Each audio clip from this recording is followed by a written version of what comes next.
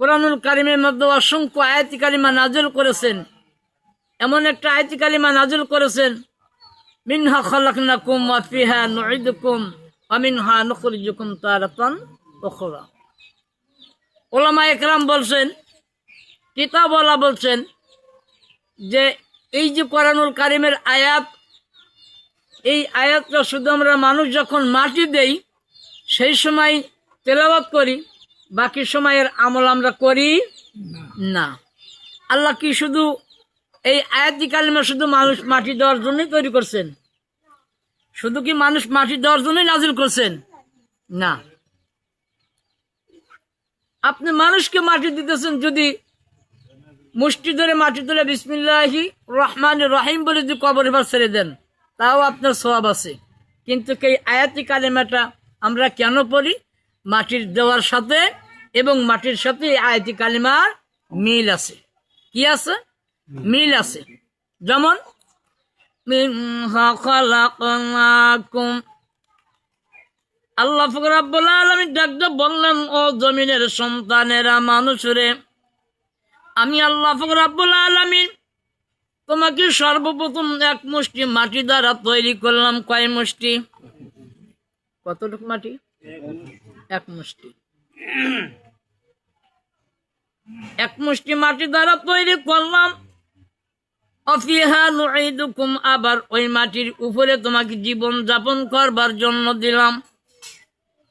সুম্মা সাবিলা ইয়াস্তাফি, আল্লাহ রাব্বুল আলামিন ডাকদা বললেন, আমি আমার নবী আদম এবং হাওয়াকে, মা এবং বাবা ছাড়া আদমকে মাটি দ্বারা এক মুষ্টি মাটি দ্বারা তৈরি করে দিয়েছি। আর এক মুষ্টি মাটির সাথে আদমের স্ত্রী আমার বান্দি হাওয়া আলাইহিস সালামকে তার বাম পাশের হাত থেকে আমি তৈরি করে দিলাম। জোরে কান্না সুবহানাল্লাহ। তাহলে মাটি দ্বারা আমাকে আপনাকে তৈরি করেছে। আল্লাহ রাব্বুল আলামিন কোরআনুল কারীমে সূরাতুল বাকারার মধ্যে বলছেন, وَإِذْ قَالَ رَبُّكَ لِلْمَلَائِكَةِ إِنِّي جَاعِلٌ فِي الْأَرْضِ خَلِيفَةً قَالُوا أَتَجْعَلُ فِيهَا مَن يُفْسِدُ فِيهَا وَيَسْفِكُ الدِّمَاءَ وَنَحْنُ نُسَبِّحُ بِحَمْدِكَ وَنُقَدِّسُ لَكَ قَالَ إِنِّي أَعْلَمُ مَا لَا تَعْلَمُونَ। আল্লাহু আকবার। আদমকে সৃষ্টি করতে গিয়ে আল্লাহ তাবারক তাআলা কি করলেন?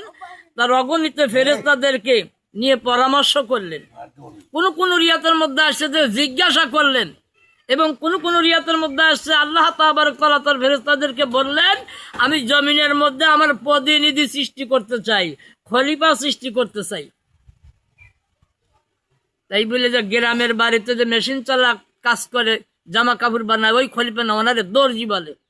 আর আল্লাহ রাব্বুল আলামিন কোরআনুল কারীমে বলছেন, আমি খলিফা এবং প্রতিনিধি সৃষ্টি করতে চাই। ফেরেশতারা বললেন, আল্লাহ আপনি এমন কিছু করেন না যারা জমিনের মধ্যে যায় মারামারি, হানাহানি, খুনাখুনি, রক্তপাত করবে। আর সে তো আমরাই ভালো আছিলাম। আল্লাহ রাব্বুল আলামিন ডাকতে বললেন, ইন্নী আ'লামু মা লা তা'লামুন। ফেরেশতারে, আমি যা জানি, নিশ্চয় আমি যা জানি তোমরা তা জানো না, আমি যা বুঝি তোমরা তো বুঝো না। আমার যে ক্ষমতা আছে তোমাদের সেই ক্ষমতা নাই। কথা কোন আছে কি? আল্লাহর যে ক্ষমতা আছে ফেরেশতার কি সেই ক্ষমতা আছে? আল্লাহর যে ক্ষমতা আছে ফেরাউনের কি সেই ক্ষমতা ছিল? ফেরাউন বটে খোদাই দাবি করেছিল, এটা ঠিক, কিন্তু ধরা কারাতে দিছে? কথা কয় না, ধরা কারাতে দিছে? আল্লাহ রাতে। মিনহা খালাকনাকুম ওয়া ফিহা নুঈদুকুম ওয়া মিনহা নুখরিজুকুম তারাতান উখরা। এরপরে মাতৃগর্ভে দিলাম, মাতৃগর্ভে বাবার ঔরাস থেকে মাতৃগর্ভে দিলাম, সেখান থেকে দুনিয়ায় প্রেরণ করলাম। দুনিয়ার জমিনে তোমার জন্য আমি খাদ্যের জন্য, দুনিয়ায় তোমার খাদ্যের জন্য, শস্য শ্যামল ফুলানোর জন্য জমিন তৈরি করে দিলাম। যেই জমিনের মধ্যে তুমি থাকলাম, যেই জমিনের মধ্যে তুমি শস্য উপার্জন করলাম, যেই জমিনের মধ্যে তুমি ফসল ফুলাইলাম, ওই জমিন থেকে আমি আল্লাহ রাব্বুল আলামিন আবার ডেকে তোমার ওই জমিনের কবরের মধ্যে, মাটির মধ্যে নিয়ে আসলাম। এই বলে আমি আল্লাহ শেষ করি নাই। এরপরে আমি আল্লাহ রাব্বুল আলামিন হাসরের ময়দানে ওই কবরের মধ্যে থেকে তোমাকে উদিত করব।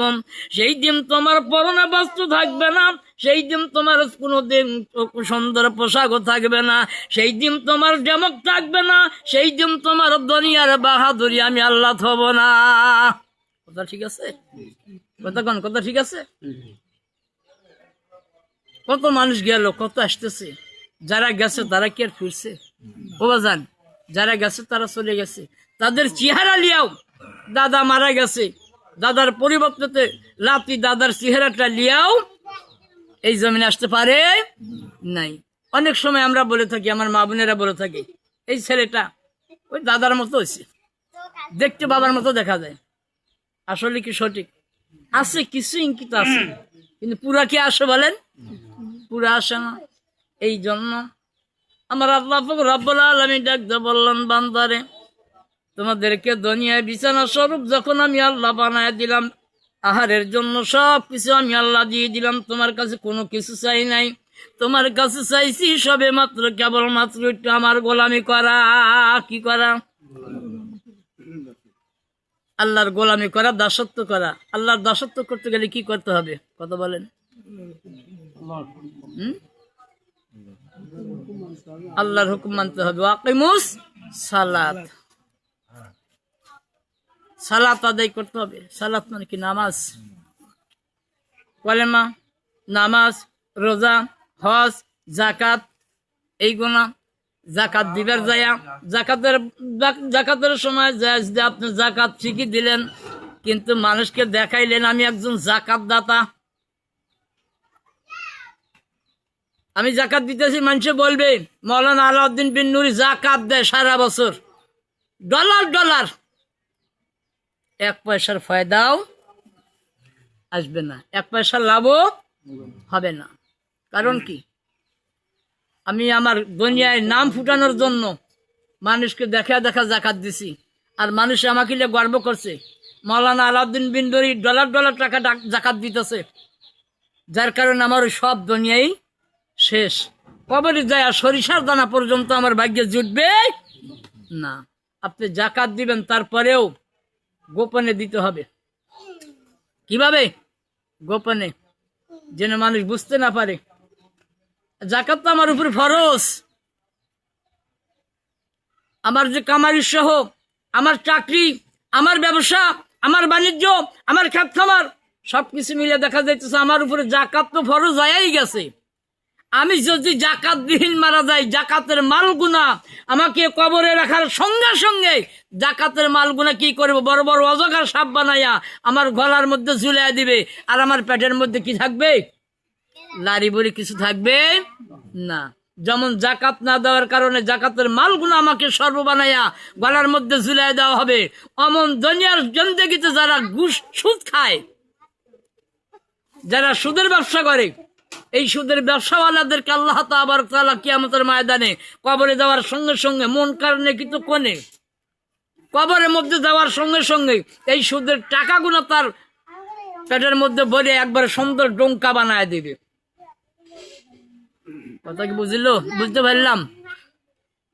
পেটগুনা বড় হয়ে যাবে কিয়ামতের ময়দানে, যখন ওই পেটগুনা নিয়ে আরশের ছায়ার নিচে, আরশের ছায়া তো হবেই না, আসাম ওই কিয়ামতের ময়দানে কঠিন দিনে 12টা সূর্য একত্রিত হইয়া নিচের দিকে ঘুরাইয়া আল্লাহ তাআলা আমার বান্দার মাথার আদাত উপরে যখন দাঁড় করে দিবে, সেই সময় 12টা সূর্য এক মুখ করে তাপ দিতে থাকবে।